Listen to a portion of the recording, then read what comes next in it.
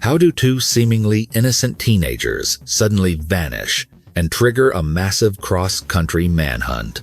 A ransacked rural farmhouse wiped completely clean of fingerprints, and a locked Fuyuan hotel room concealing an unimaginable tragedy remain the most bizarre pieces of this terrifying puzzle.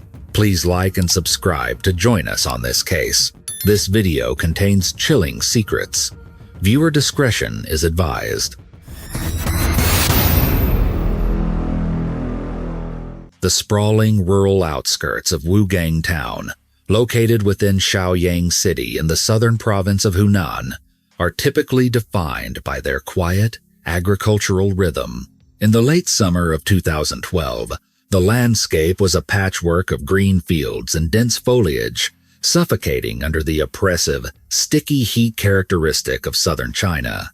It was a place where neighbors knew each other's routines intimately, where an unlatched door or an unexpected visitor was immediately noticed. In this close-knit environment, the sudden disruption of routine was the first indicator that something had gone terribly wrong. Zhang Yuanhong and his wife, Liu Shuimei, were the embodiment of traditional rural resilience. They lived in a modest farmhouse, situated somewhat apart from the rest of Tuyang village. Their home was set back from the main dirt road, shielded by a narrow, poorly lit pathway that gave them a sense of peaceful isolation.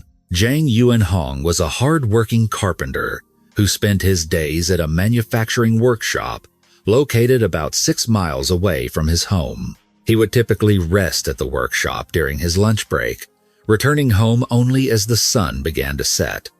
Liu Shuimei managed the household and tended to the agricultural work on their small plot of land. During her free time, she was known to visit neighboring houses, exchanging stories and sharing the simple details of village life. Everyone in the community respected the elderly couple. They were described by all who knew them as incredibly humble, gentle, and polite. They had no known vices, never flaunted their modest earnings, and went out of their way to avoid inconveniencing others. The idea that anyone would harbor enough hatred to harm them was unfathomable to the residents of Tuyang village. The couple had an adopted daughter named Zhang Xiaowei. Like millions of other young adults in rural China, Xiaowei had migrated away from her hometown in search of better economic opportunities, securing a job as a factory worker in the neighboring province of Guizhou. Despite the physical distance, she maintained a close relationship with her parents, calling them regularly to check on their health and share updates about her life. However, in the final days of August, her routine calls began to go unanswered. At first, she assumed they were simply out in the fields or resting after a long day of labor. But as the silence stretched across multiple days, a deep, creeping anxiety began to settle in her chest. On August 29, 2012, Xiaowei could no longer ignore her growing panic. She picked up her phone and dialed the number of Wang Xiaoshen, a trusted neighbor who lived a short distance from her parents' farmhouse. When Wang Xiaoshen answered, Xiaowei's voice was trembling. She explained that she had not been able to reach her parents for several days and begged him to go to their house to see if they were safe. Understanding the young woman's distress, Wang Xiaoshen immediately agreed to check on the elderly couple. At approximately 12 o'clock in the afternoon, Wang Xiaoshen made the short walk toward the secluded farmhouse. As he approached the property, he noticed from a distance that the heavy front doors were firmly shut. Assuming that Zhang Yuanhong was still at the carpentry workshop and Liu Shuimei was out visiting friends or running errands in the village, he decided not to intrude further and returned to his own home. However, as the day faded into evening, the thought of the silent house continued to bother him. At 8 o'clock at night, driven by a lingering sense of unease, he decided to make a second trip. The rural pathway leading to the Zhang residence was swallowed by the darkness of the night. There were no streetlights, and the dense trees cast long, unsettling shadows. As Wang Xiaoshen approached the property, he realized the entire house was pitch black. Not a single light illuminated the windows, and the profound silence of the structure felt heavy and unnatural. Intimidated by the darkness and the eerie stillness, he hesitated to get too close and eventually turned back, convincing himself he would check again in the daylight. Right in front of Zhang Yuanhong's house lay a small patch of vacant land. Because the elderly couple had no use for it, they had kindly allowed Wang Xiaoshan to cultivate sesame plants there, a mutually beneficial arrangement that kept the weeds at bay. The next morning, on August 30th, Wang Xiaoshan woke up just as the sun began to crest over the horizon. He gathered his tools and headed straight for the small plot to harvest his sesame crop. He worked steadily as the morning progressed, wiping sweat from his brow as the sun climbed higher into the sky. Yet, throughout the entire morning, the heavy wooden doors of the farmhouse remained firmly shut. Not a single person emerged. As the day grew warmer, the gentle morning breeze began to shift, carrying with it something deeply disturbing. Every time a gust of wind blew from the direction of the silent farmhouse, a horrific, foul odor washed over Wang Xiaoshan. It was a thick, sweet, and sickeningly pungent scent that seemed to coat the back of his throat. It was the unmistakable smell of decaying organic matter. The oppressive stench grew so intense that he was forced to breathe entirely through his mouth to avoid gagging. Panic finally overriding his hesitation, Wang Xiaoshan abandoned his harvest and walked directly up to the front door. As he inspected the entrance, his eyes immediately fell upon the metal padlock securing the door. Smeared across the cold metal were dark, rust-colored stains. The substance was dry and flaky, resembling old, coagulated blood. His heart began to pound frantically in his chest. Glancing to the side, he noticed that one of the front windows was slightly ajar. Trembling, he pulled the window open wider, grabbed a small wooden stool from the yard, stepped up, and peered into the dim interior of the living room. The scene before him was one of absolute chaos. The room, usually kept tidy by Liu Xuemei, had been completely ransacked. Two heavy wooden chairs were flipped upside down, their legs pointing toward the ceiling. The floor was covered in a dangerous blanket of shattered glass, and scattered among the debris were more of those dark, rust-colored stains he had seen on the lock. The smell emanating from the open window was now so overpowering that it burned his nostrils. Terrified by what he had seen, Wang Xiaoshan leaped down from the stool and sprinted back down the dirt path, gasping for breath as he desperately sought out another neighbor. After hastily explaining the horrifying situation, the two men agreed that they could not wait any longer. They rushed back to the farmhouse and, using their combined strength, forced the heavy front doors open. The wave of putrefaction that hit them was nearly unbearable. Covering their faces with their shirts, they cautiously navigated through the destroyed living room and pushed open the door to the primary bedroom. There, lying perfectly still on the bed, were Zhang Yuanhong and Liu Xuemei. The sight was deeply traumatic. Both bodies were heavily swollen and discolored with dark purple lividity, indicating that they had been dead for quite some time in the sweltering heat. But it was the sheer amount of violence inflicted upon them that left the neighbors paralyzed with shock. The couple's bodies were covered in a horrific web of lacerations and deep puncture wounds. Blood had soaked entirely through the mattress and dried into a dark crust on the floorboards below. The neighbors stumbled out of the house, immediately dialing emergency services to report the gruesome discovery. When the local police and forensic medical examiners arrived from Wugang town, they immediately secured the perimeter and began the arduous process of documenting the nightmare inside. The medical examiners determined that the cause of death for both victims was exsanguination resulting from multiple sharp force traumas. The weapon used was believed to be a sharp, single-edged knife, judging by the shape and depth of the incisions. The fatal wounds for both Zhang Yuanhong and Li Xuemei were massive. Deep thrusts directly into the left side of their chests, piercing their hearts. However, the forensic analysis revealed a terrifying level of overkill.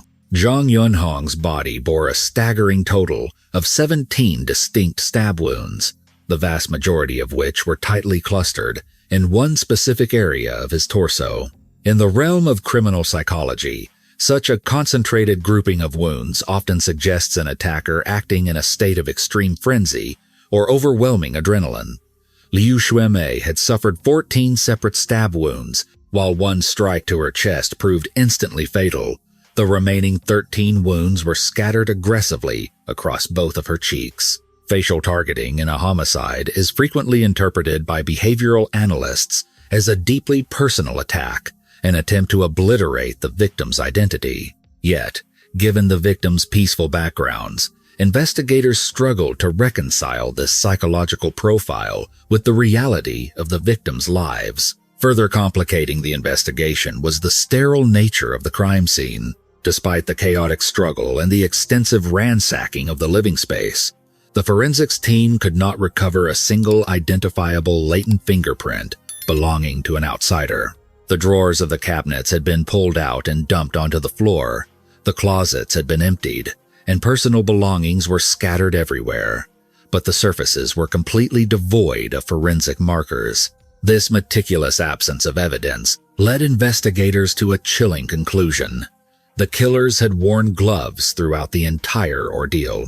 This was not a spontaneous crime of passion or a sudden argument that escalated into violence. It was a cold, premeditated attack executed by individuals who had actively planned to avoid detection. The motive, at least on the surface, appeared to be financial. The house had been thoroughly searched, and police could not locate any cash, jewelry, or valuable items. When detectives interviewed Zhang Xiaowei, the grieving daughter provided a crucial piece of context. She explained that her parents, harboring a generational distrust of modern banking systems and wishing to avoid complicated paperwork, kept their entire life savings hidden in cash somewhere inside the farmhouse. That money was now entirely gone. The investigators concluded that the perpetrators had broken in specifically to steal this hidden cash. But as detectives pieced together the timeline, the mystery only deepened. They spoke with the owner of the carpentry workshop where Zhang Yuanhong was employed. The owner confirmed that Zhang had worked a normal shift on August 21st and exhibited absolutely no unusual behavior. However, Zhang failed to show up for his scheduled shift the following day, Tuesday, August 22nd, and never contacted his colleagues to explain his absence. This testimony, combined with the advanced stage of decomposition analyzed by the medical examiners, allowed police to pinpoint the time of death to roughly 9 days prior to the discovery, placing the brutal murders on the evening of August 21st. Furthermore, a closer inspection of the victim's wounds revealed slight variations in the strike angles and blade widths. This crucial detail suggested that each victim had been attacked with a different sharp instrument. The implication was clear.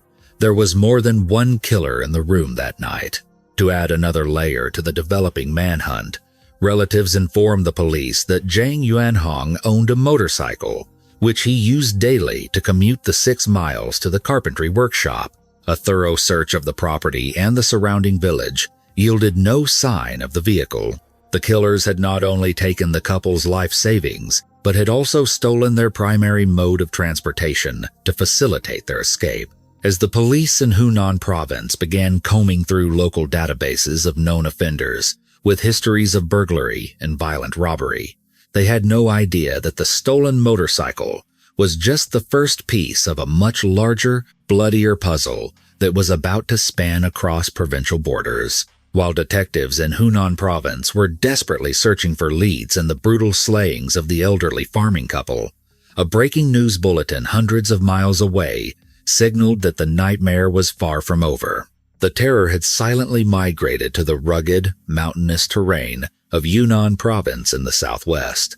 The focal point of this new horror was Fuyuan County, a relatively quiet, working-class jurisdiction nestled right along the border of Guizhou province. The local community in Fuyuan was accustomed to a peaceful existence, making the events of August 30th, 2012, entirely anomalous. On that fateful Thursday afternoon, Liu Xiaofeng, the diligent owner and manager of a modest family-run lodging known as the Donghong Hotel, returned to her establishment after a long, exhausting day of running errands in the busy town center. As she stepped through the front entrance and made her way up the narrow staircase to the second floor, she was immediately confronted by a deeply unsettling sight. Two young men were hastily rushing down the hallway, their faces pale and their eyes darting wildly. They appeared intensely panicked, exuding a nervous energy that suggested they had just been caught doing something deeply sinister. Acting on sheer instinct and a lifetime of managing hotel guests, Liu Xiaofeng reached out and firmly grabbed one of the men by the arm, demanding to know what was going on and why they were acting so erratically. Startled, the men stammered out a hasty excuse, claiming they had just come upstairs to look for a friend and were now leaving. Although her intuition screamed that something was fundamentally wrong, Liu Xiaofeng, slightly flustered by the sudden confrontation, released her grip and allowed the two strangers to hurry past her and out the front door into the bustling street. As the heavy footsteps of the two men faded away, Liu Xiaofeng turned her attention back to the second-floor corridor. Her heart sank as she noticed that several of the guest room doors had been left wide open.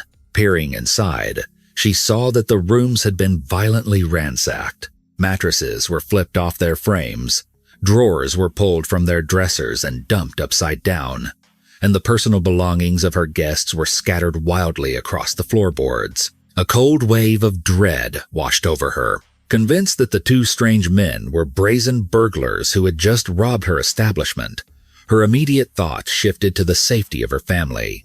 She sprinted toward the third floor, frantically calling out the name of her pregnant daughter-in-law, Wu Guiying. Wu Guiying typically spent her afternoons on the top floor, cleaning the family's private living quarters and looking after her 2-year-old daughter, Jia. As Liu Xiaofeng reached the third-floor landing, the silence in the corridor was deafening. Every room on the floor stood open and empty, except for room 301, which was securely shut. Panic tightening her throat, she pounded her fists on the heavy wooden door, but there was no response from inside. Driven by a terrifying maternal instinct, she threw her entire body weight against the door, forcing the latch to give way. The horrific tableau inside that room would forever fracture her reality. Lying lifeless on the floor in a massive, expanding pool of dark blood was her beloved daughter-in-law. Right beside the deeply lacerated body of the pregnant woman lay little Jia, perfectly still and unresponsive. A primal, agonizing scream tore from Liu Xiaofeng's throat. She turned and scrambled blindly down the stairs to the ground floor, desperately hoping to catch the two young men she had let slip through her fingers. But the street was completely empty. They had vanished like phantoms into the humid afternoon air.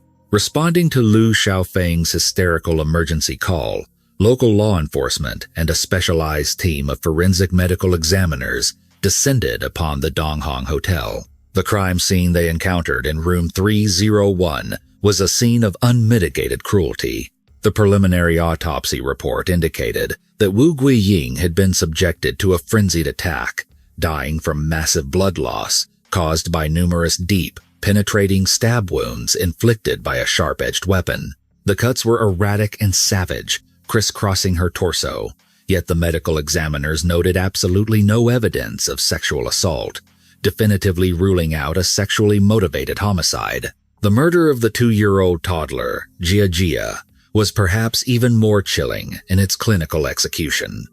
The little girl had not been stabbed or beaten. Instead, the medical examiners determined her cause of death to be mechanical asphyxiation. She had been ruthlessly smothered or strangled, her tiny body showing no other signs of physical trauma.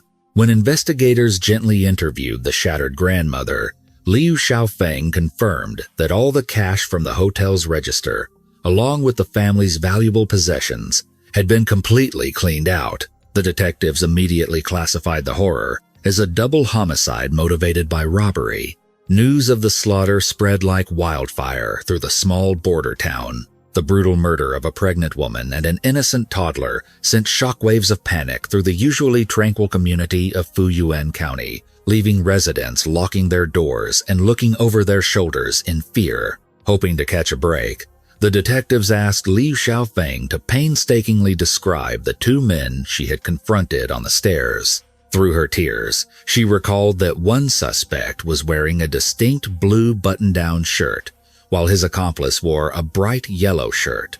Armed with these physical descriptions, investigators immediately seized the hotel's guest registry from the previous night. The handwritten records showed that a total of 8 individuals had checked into the Donghong Hotel the evening before the murders. Detectives quickly tracked down and cleared 6 of those guests, who had all checked out early that morning to continue their travels.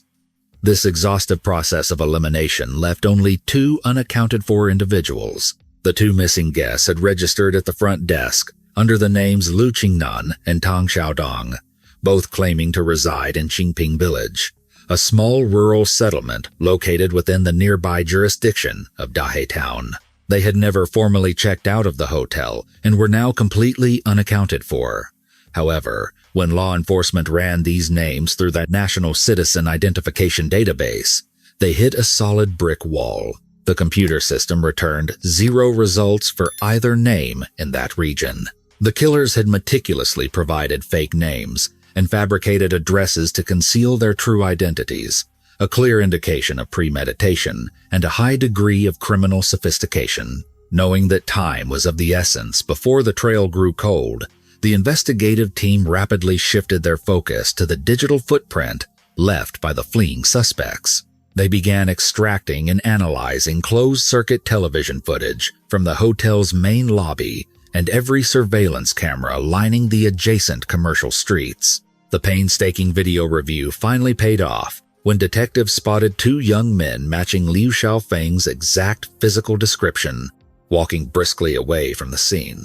The grainy footage showed the suspects hurriedly carrying large travel bags and slipping into a dimly lit internet cafe just a few blocks away from the crime scene. Fast-forwarding the security tape, the police watched as the 2 men exited the internet cafe a short time later, but crucially, their hands were now empty. They had abandoned their heavy bags inside the business. A heavily armed tactical unit immediately raided the internet cafe. After thoroughly clearing the premises of terrified patrons, officers breached the public restroom and discovered the suspect's discarded luggage shoved haphazardly into a corner stall. Inside one of the canvas bags, evidence technicians found a discarded set of clothing and a pair of athletic sneakers. Upon turning the shoes over, investigators found the heavily grooved rubber soles crusted with fresh, dark blood. The biological samples were immediately rushed to the regional crime laboratory for emergency processing.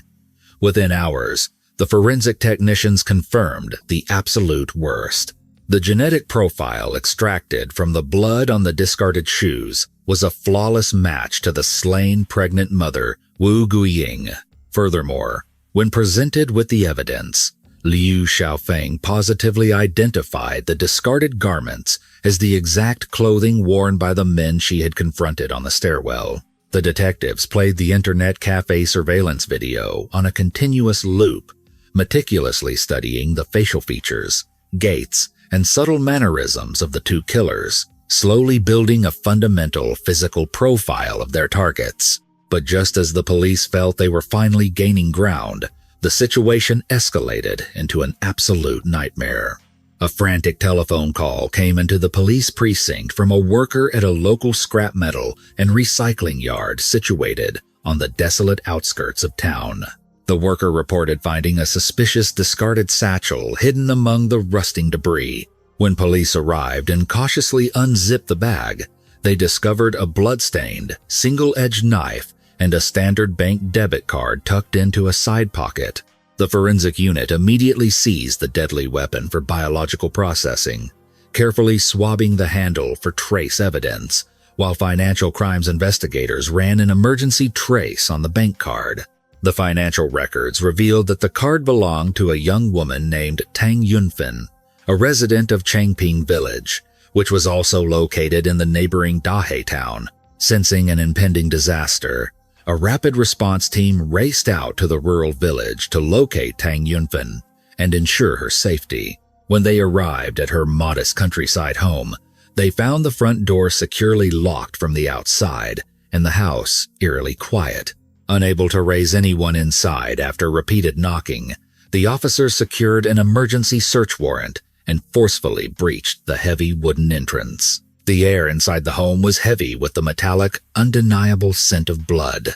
They found Tang Yunfen dead on the living room floor. She had been subjected to the exact same style of savage, overkill, sharp force trauma seen at the hotel. The blood spatter patterns on the walls of her home suggested a frantic, desperate struggle for survival, ending only when the killers overpowered her with sheer, unrelenting force. The criminal methodology was practically a carbon copy of the Donghong Hotel massacre. Shortly after the discovery, the medical examiner officially confirmed that the blood and genetic material coating the knife recovered from the scrapyard were a definitive match to Tang Yunfen. The realization hit the Central Command Center like a physical blow. They were not just hunting a pair of desperate, disorganized robbers. They were tracking a highly mobile, incredibly violent serial killing team operating rapidly across their jurisdiction. The sheer brutality of the crimes, combined with the incredibly low financial yield of their robberies, suggested that the perpetrators were devolving into thrill killers, driven as much by the act of murder as by financial gain. The pressure on the Yunnan Provincial Police Force doubled overnight. If these two men were not apprehended immediately, it was a statistical certainty that more innocent citizens would lose their lives in the coming days. A massive, multi-agency dragnet was immediately thrown across the entire region, pulling in vast resources from neighboring districts and major cities. Heavily armed checkpoints were established on all major provincial highways, and swarms of plainclothes detectives flooded bus terminals, train stations, and budget motels, desperately hunting for any sign of the two phantoms. After several days of exhausting dead ends and false leads, the critical breakthrough finally emerged from the chaotic video footage of the Fuyun County Central Bus Terminal. While obsessively reviewing the security tapes from August 30th, the very day of the hotel murders, an eagle-eyed intelligence analyst spotted a young man in a familiar blue button-down shirt purchasing a long-distance ticket at the main ticketing counter. Mere minutes later, the footage captured a second young man, now dressed in a clean white shirt and wearing wire-rimmed glasses, joining him in the waiting area. By painstakingly cross-referencing the facial structures and body language with the earlier internet cafe footage, the detectives were absolutely certain they were looking at their prime suspects attempting to flee the province. Simultaneously, a janitorial worker cleaning the very same bus terminal handed over a black duffel bag that had been abandoned inside a men's bathroom stall. Inside the bag, detectives found a cheap, disposable cellular phone. Digital forensics experts quickly cracked the device's basic security and traced the registered ownership through telecommunications records. The phone belonged to a young man named Lu Kiji, hailing from Yugang Town in Shaoyang City, Hunan Province. This was the exact same rural town where the elderly farming couple had been brutally slaughtered in their home just over a week prior. When investigators pulled Lu Kiji's official government identification photograph and placed it side by side with the high-resolution stills taken from the bus terminal surveillance cameras, the match was undeniable. The facial geometry aligned perfectly. Lu Kiji instantly became the most wanted fugitive in the southwestern region. Designated as suspect number 1 in a sprawling, cross-provincial serial murder investigation, the net finally closed on September 6th, following a relentless, exhausting manhunt that spanned hundreds of miles and involved thousands of officers. A heavily armed strike team cornered and apprehended Liu Kiji in a coordinated raid.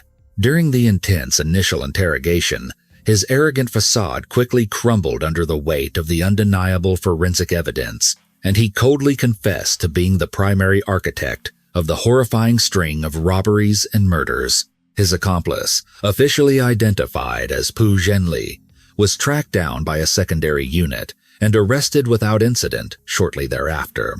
The two young men responsible for a staggering trail of carnage and broken families across multiple provinces, were finally in police custody, bringing a temporary halt to their reign of terror. To fully comprehend the sheer magnitude of the carnage left in the wake of these two young men, investigators had to peel back the layers of their formative years, delving into the psychological deterioration that birthed such monstrous behavior.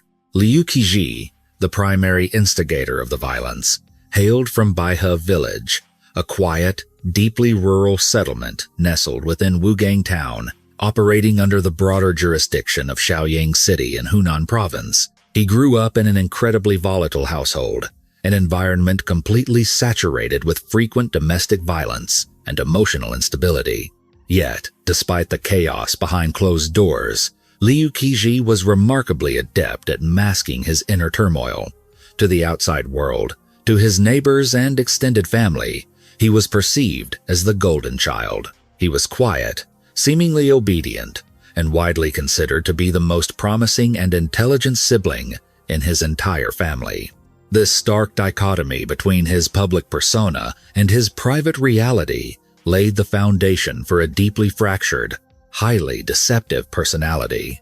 His eventual accomplice, Pu Zhenli, originated from Futian Village, another small farming community situated within the exact same township of Wugang. Much like his future partner in crime, Pu Zhenli's childhood was defined by profound neglect and emotional deprivation. He was a textbook example of the left-behind generation, a demographic phenomenon in modern China where parents migrate to massive industrialized coastal cities for grueling factory work, leaving their young children behind to be raised by aging grandparents, or, in some cases, entirely on their own. Starved of parental affection and lacking any meaningful adult guidance, Pu Zhenli developed a deeply introverted, sullen, and resentful demeanor. Both boys were exceptionally quiet, rarely expressing their true emotions, and harbored a simmering, internalized anger toward a world they felt had marginalized them from birth. Their paths inevitably crossed after they both graduated from their respective local middle schools and were miraculously accepted into a prestigious, highly competitive private high school located in the bustling center of the township. This academic institution was renowned for its rigorous curriculum, but it also came with an exorbitant price tag. The miscellaneous educational fees and living expenses for a single academic year amounted to tens of thousands of yuan, an astronomical sum for rural families, equivalent to several thousand United States dollars, making it twice as expensive as the standard public schools in the district. Their families had sacrificed immensely to secure these placements, desperate for the boys to achieve upward social mobility. However, rather than seizing this golden opportunity, Pu Zhenli almost immediately began to self-destruct. He despised the strict academic environment, completely refused to apply himself, and began chronically skipping his mandatory classes. His grades plummeted into the abyss, and his blatant disregard for the school's disciplinary codes resulted in constant reprimands from the administrative staff. Ultimately, the school's leadership exhausted their patience, and he was formally expelled, a deeply humiliating event that severed his last remaining tie to a normal, functioning society.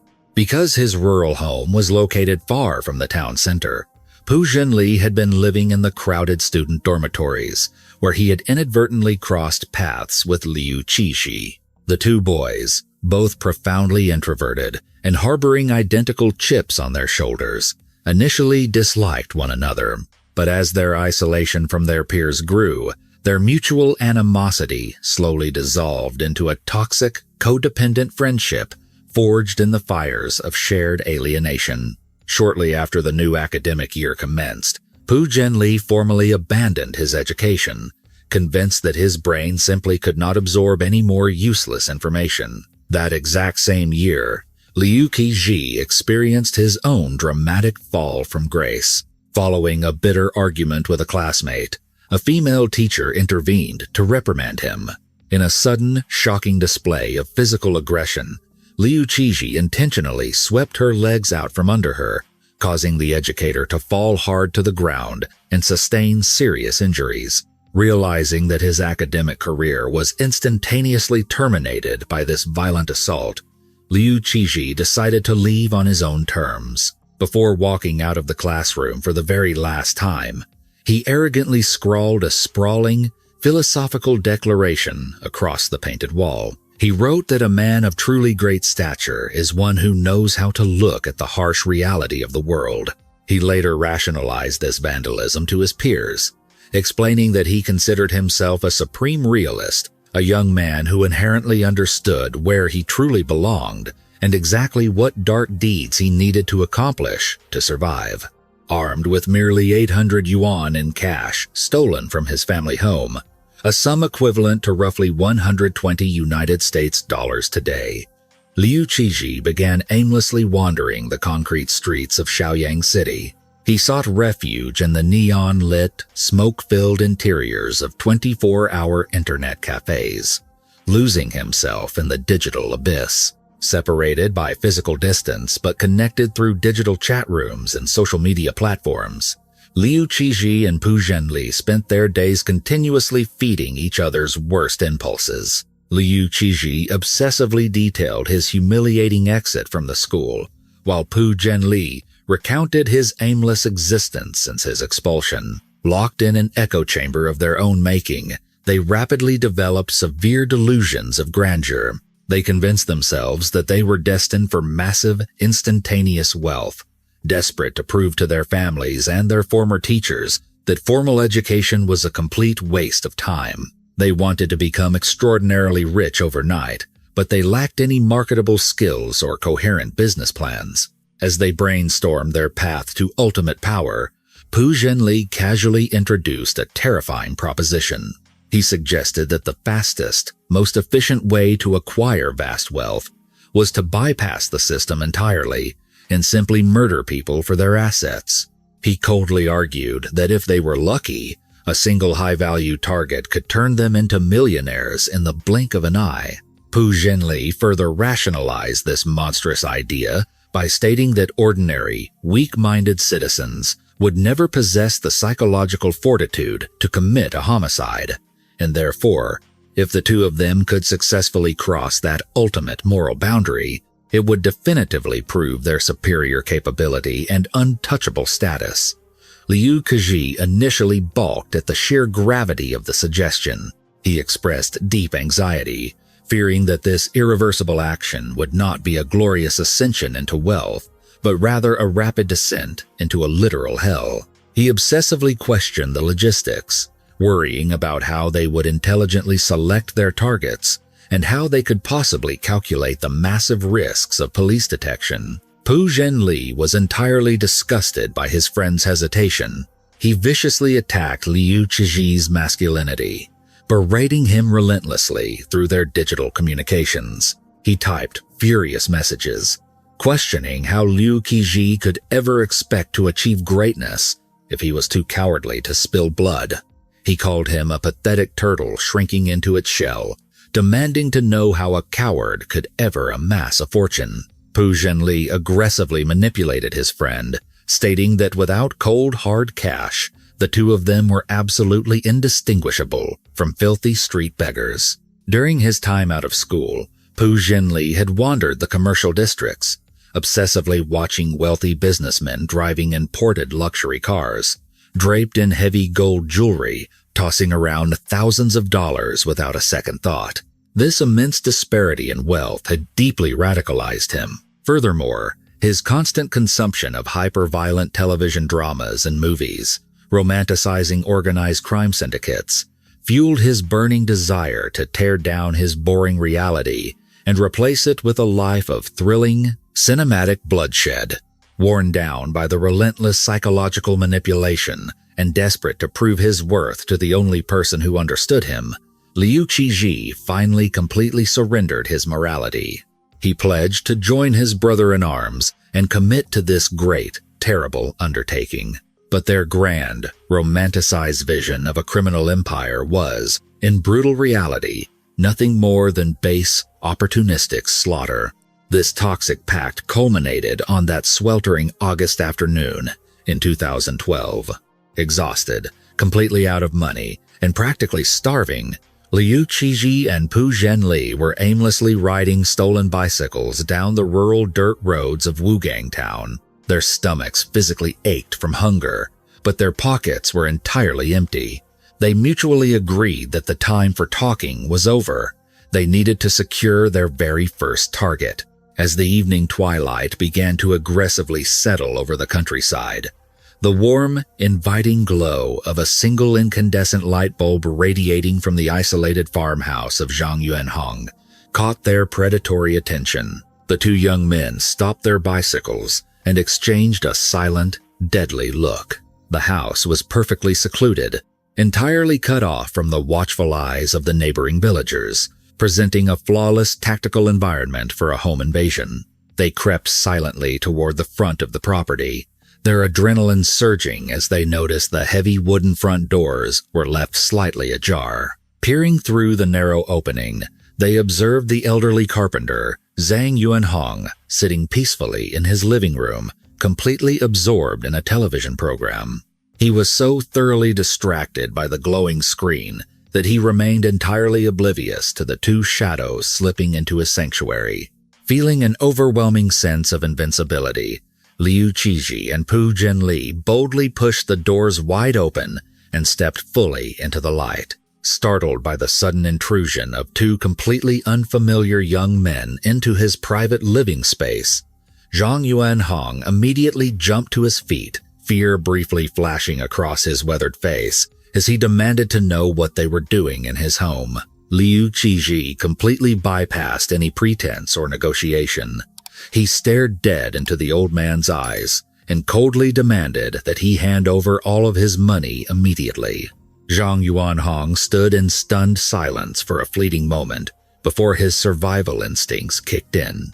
He desperately attempted to de-escalate the situation, earnestly explaining that his family was incredibly poor, that they barely managed to scrape together enough money to cover their daily living expenses, and that he had absolutely no excess wealth to offer them. This desperate plea only served to infuriate the young killer.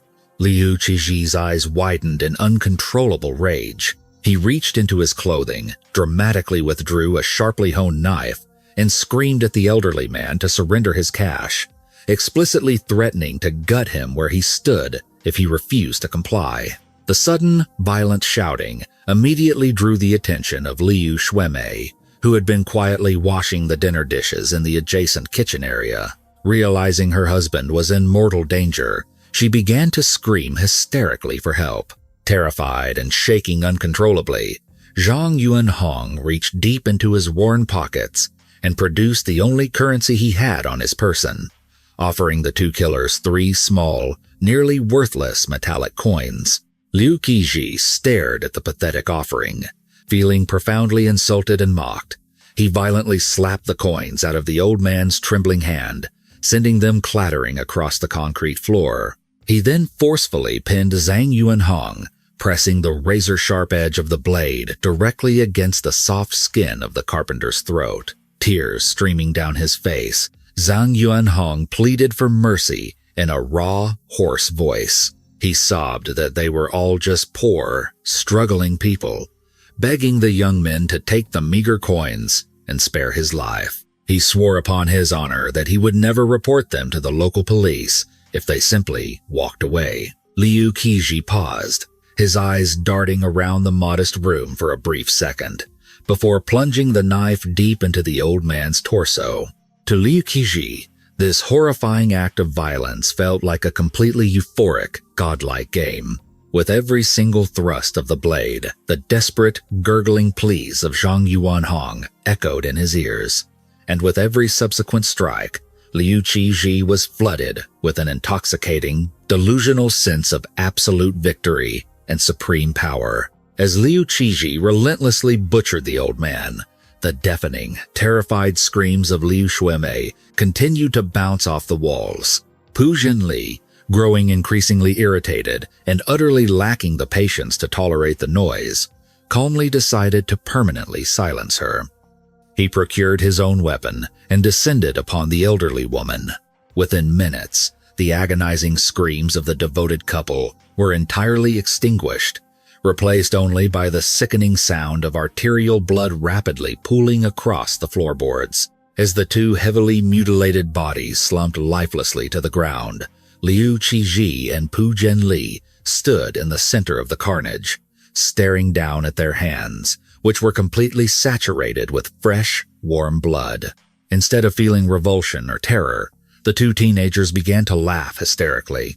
They genuinely believed they had just forcefully unlocked the gateway to an incredibly glorious, consequence-free new world. Wiping the blood from his face, Liu Qiji ordered his partner to systematically tear the farmhouse apart and locate the hidden fortune they firmly believed was concealed within the walls.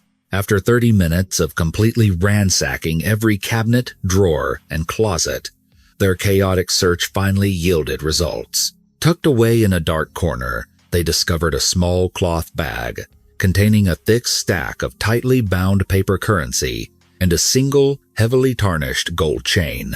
Despite their youth and the frenzied nature of the murders, they had demonstrated a chilling level of forensic awareness, strictly wearing thick gloves throughout the entire ordeal to ensure they left absolutely no identifying fingerprints behind.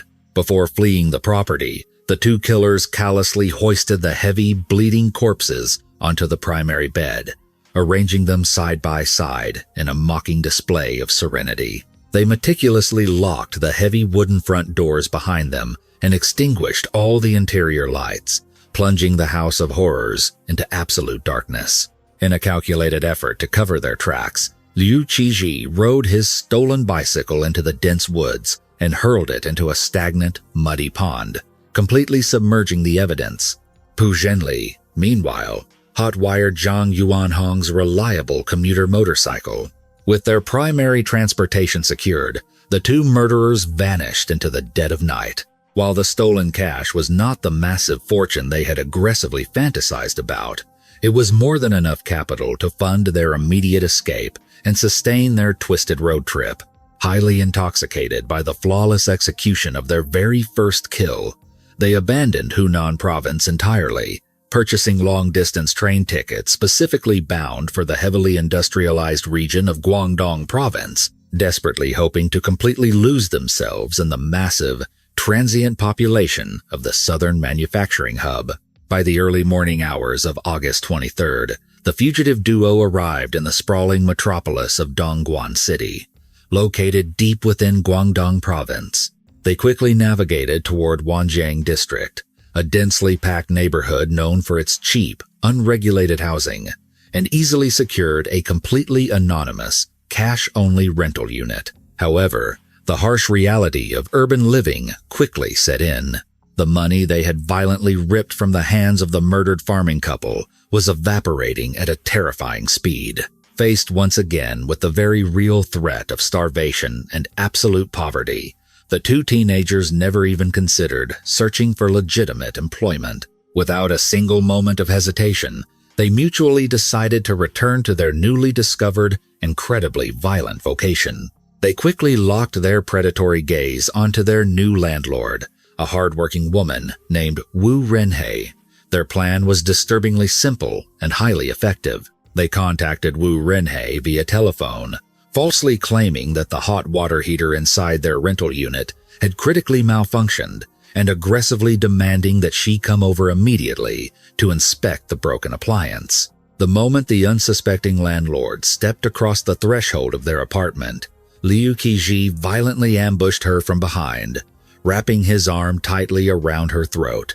Wu Renhei thrashed wildly, desperately attempting to scream for help, but her mouth was quickly smothered by a heavy rag. While Liu Qiji held her completely immobilized at knife point, Pu Zhenli rapidly bound her wrists and ankles with thick, heavy rope. After quickly searching her pockets, they successfully extracted her bank debit card. Holding the sharp blade directly against her exposed jugular vein, Liu Qiji coldly demanded she reveal the personal identification number required to access the funds. Despite the terrifying situation, Wu Renhei stubbornly shook her head, even as the sharp steel began to slice into the soft tissue of her neck. She absolutely refused to surrender the numeric code to her life savings. Enraged by her incredible defiance and completely devoid of human empathy, Liu Qizi drove the knife deeply into her throat. The massive, catastrophic wound severed her major arteries, resulting in a horrific, explosive release of blood.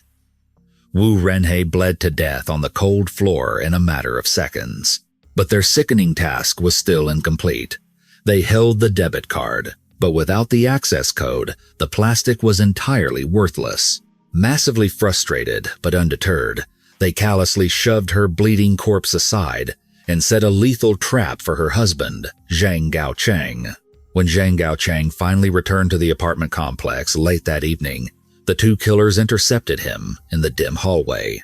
Employing the exact same deceptive tactics, they lured the unsuspecting man into their rented room, aggressively demanding he hand over the necessary bank passwords. When Zhang Gaocheng resisted, they forcefully dragged him further into the room and callously displayed the heavily mutilated, lifeless body of his beloved wife. Completely paralyzed by profound psychological terror and sheer shock, Zhang Gaocheng rapidly surrendered the security codes, desperately praying that his total compliance would somehow buy his survival. But the two teenagers had absolutely no intention of leaving a living witness behind. They mercilessly slaughtered Zhang Gaocheng, stabbing him repeatedly until he collapsed dead beside his wife. The tiny, claustrophobic rental room was completely painted in fresh blood, heavily saturated with the sickening, metallic stench of human slaughter. Following their second double homicide, the killers sat in the bloody room and coldly strategized their next geographic move. They logically concluded that remaining within the heavily policed borders of Guangdong province after leaving such a massive forensic footprint was essentially a death sentence. Liu Qiji readily agreed with Pu Jinli's grand, delusional proposal to flee to the rugged, lawless borders of Yunnan province in the far southwest. They fully intended to eventually cross international lines into Vietnam. Their twisted logic dictated that the border regions were completely overrun with massive, highly lucrative illegal drug trafficking operations, and they intended to aggressively muscle their way into the global narcotics trade. When Liu Qizi briefly expressed anxiety about whether the established, hardened cartel bosses would ever accept two young outsiders into their ranks, Pu Zhenli simply laughed in his face. He arrogantly proclaimed that before, they were just pathetic schoolboys, but now they were proven, cold-blooded murderers. He was absolutely certain that the criminal underworld would deeply respect their impressive body count and eagerly recruit them as professional assassins. Fueling each other's violent fantasies, the two serial killers packed their stolen wealth and boarded a bus bound for Yunnan, completely unaware that their trail of bodies was slowly but surely catching up to them. On the 27th of August, 2012, the two fugitives successfully navigated their way into Kunming City, the sprawling, mountainous capital of Yunnan province. From there, they secured transportation heading deeper into the rugged borderlands, eventually arriving in Fuyuan County and settling temporarily in the rural township of Dahe. Their grand illusions of joining an international narcotics cartel were entirely sidelined by their immediate, desperate need for hard currency. Roaming the unfamiliar streets like hungry predators, they actively hunted for their next vulnerable target. Their cold eyes soon fell upon a young woman named Tang Yunfen, who was walking alone down a quiet street. Operating with the practiced synchronization of seasoned predators, Liu Qizi and Pu Zhenli silently tracked Tang Yunfen all the way back to her secluded residence. The moment she unlocked her front door, the two teenagers violently breached the entryway, forcing their way inside and aggressively cornering the terrified woman. Brandishing their blood-stained knives, they viciously demanded that she surrender all her hidden cash and reveal the personal identification numbers for her bank accounts. Tang Yunfen, displaying incredible courage in the face of absolute terror, gritted her teeth and adamantly refused to cooperate with her captors. Infuriated by her stubborn defiance and completely devoid of human empathy, Liu Qiji lunged forward. Utilizing a thick piece of fabric and a length of heavy rope he found in the house, he brutally strangled the young woman. He applied relentless, crushing pressure to her airway until her desperate struggles ceased, and she completely expired on her own living room floor. Following the brutal murder, the two teenagers eagerly ransacked the property, tearing apart cabinets and overturning furniture in search of their anticipated windfall. However, their frantic search yielded a devastatingly pathetic reward. They uncovered a mere 90 Chinese yuan, an amount equivalent to roughly 13 United States dollars. The incredibly low financial return on their extreme violence left them bitterly disappointed and increasingly desperate. Driven by this frustrating failure, on the 29th of August, the murderous duo boarded a local bus bound for another district within Fuyuan County, arriving at the modest, family-run Donghong Hotel. Having previously experienced a twisted sense of success by murdering their landlord in Guangdong Province, they brazenly decided to replicate that exact methodology. Their new target was the hotel's manager, a heavily pregnant woman named Wu Guiying. The following morning, on the 30th of August, they executed their sinister plan. They contacted Wu Guiying under the false pretense of a severe plumbing issue, luring the expectant mother directly into their rented room. The moment she crossed the threshold, the trap was sprung. They overpowered the pregnant woman, holding her at knife point and threatening her life unless she surrendered the hotel's cash reserves. They managed to extort 200 yuan, approximately $29, before ruthlessly stabbing her to death right on the spot. As the pregnant mother lay bleeding out on the floorboards, her 2-year-old daughter, little Jia, who had innocently followed her mother into the room, began to sob uncontrollably at the horrifying spectacle. Liu Qixi and Pu Zhenli stood over the crying toddler, their minds deeply poisoned by the violent historical television dramas they obsessively consumed in the internet cafes of their youth. In their deeply distorted cinematic reality, they recalled a common fictional trope where an orphan child inevitably grows up to seek bloody vengeance against the people who slaughtered their parents. Viewing the innocent 2-year-old girl not as a human being, but as a severe future security threat, they mutually agreed that she had to be permanently eliminated to ensure their own survival. Without a single shred of hesitation or remorse, they grabbed a heavy curtain from the adjacent window, tightly wrapped it around the crying toddler's fragile face, and aggressively pinched her nose and mouth closed. They held their grip firmly, completely cutting off her oxygen supply until the small child's arms went entirely limp, and she fell completely silent. When they finally released their suffocating hold, the toddler's lifeless body collapsed onto the blood-soaked floor, but her dead eyes remained wide open, staring blankly upward. This haunting visual suddenly pierced through their sociopathic delusions, triggering a deep, superstitious panic within the two killers.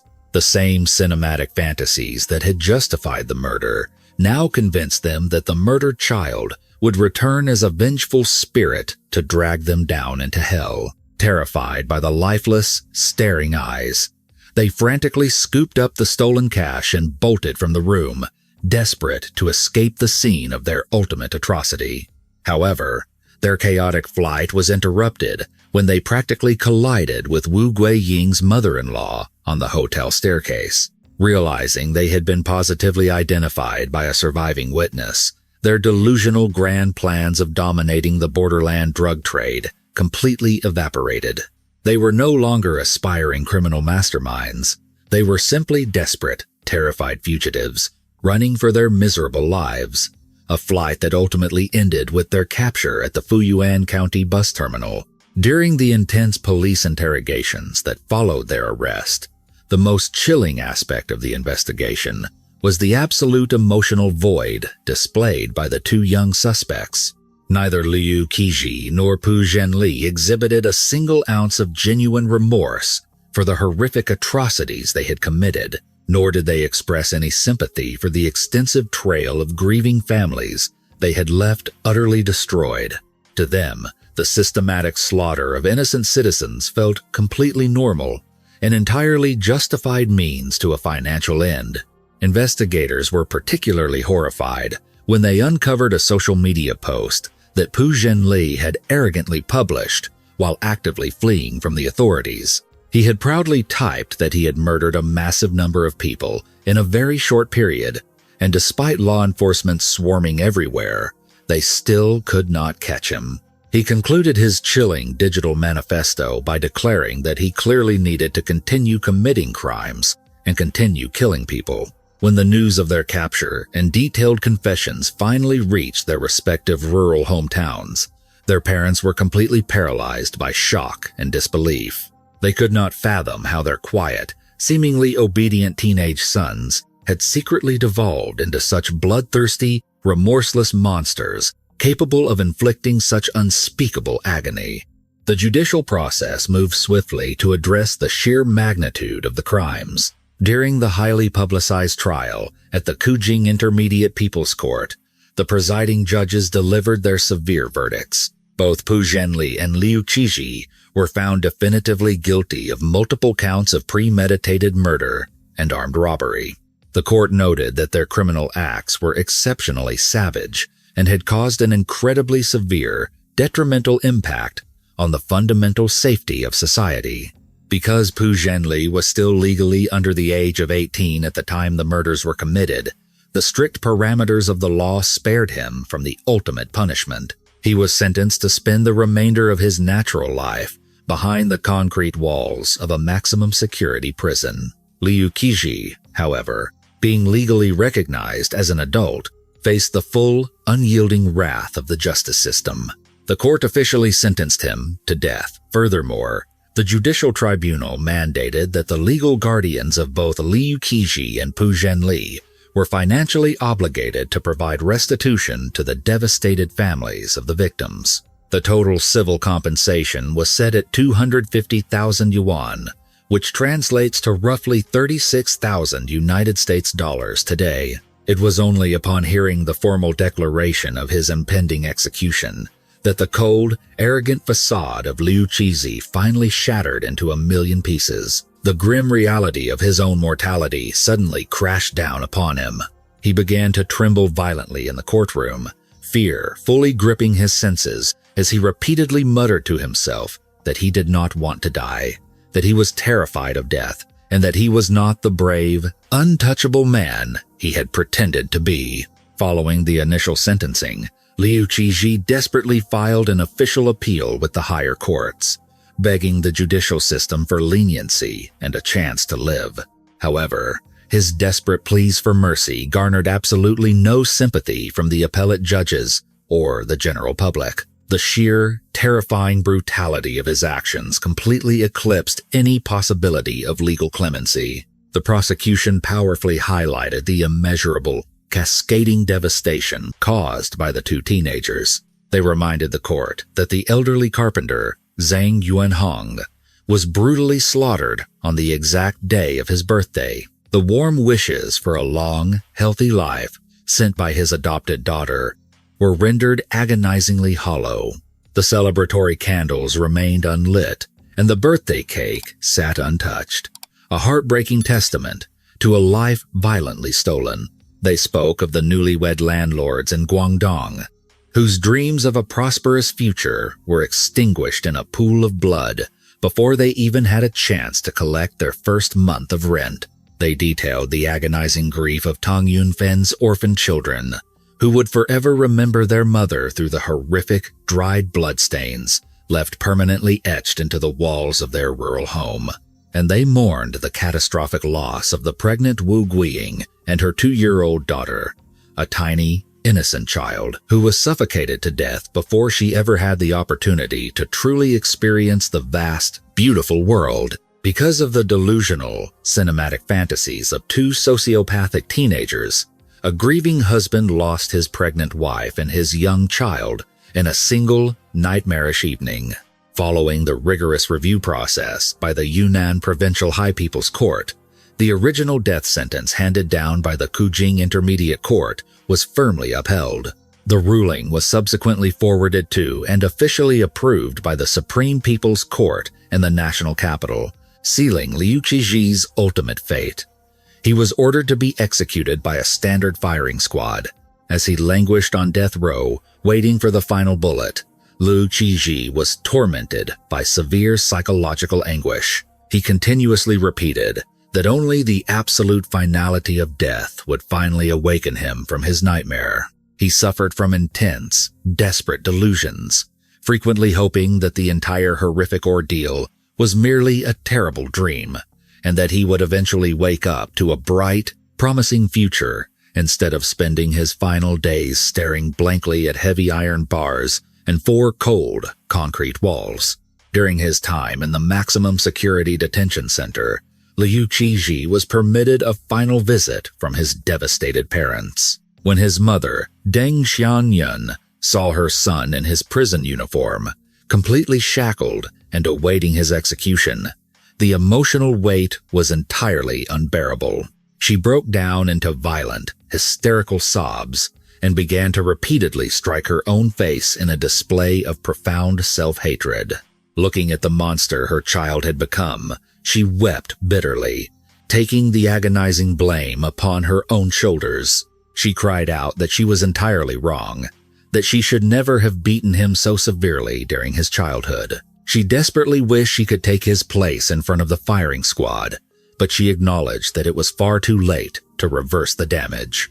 She completely condemned her own harsh, abusive methods of parenting, tearfully apologizing to her condemned son for failing to guide him toward a righteous path. In his final days, Liu Qiji composed a formal letter of repentance, attempting to find a microscopic shred of meaning in his wasted existence. He wrote that a true man must bravely take responsibility for his catastrophic actions and willingly accept the severe punishments dictated by the law.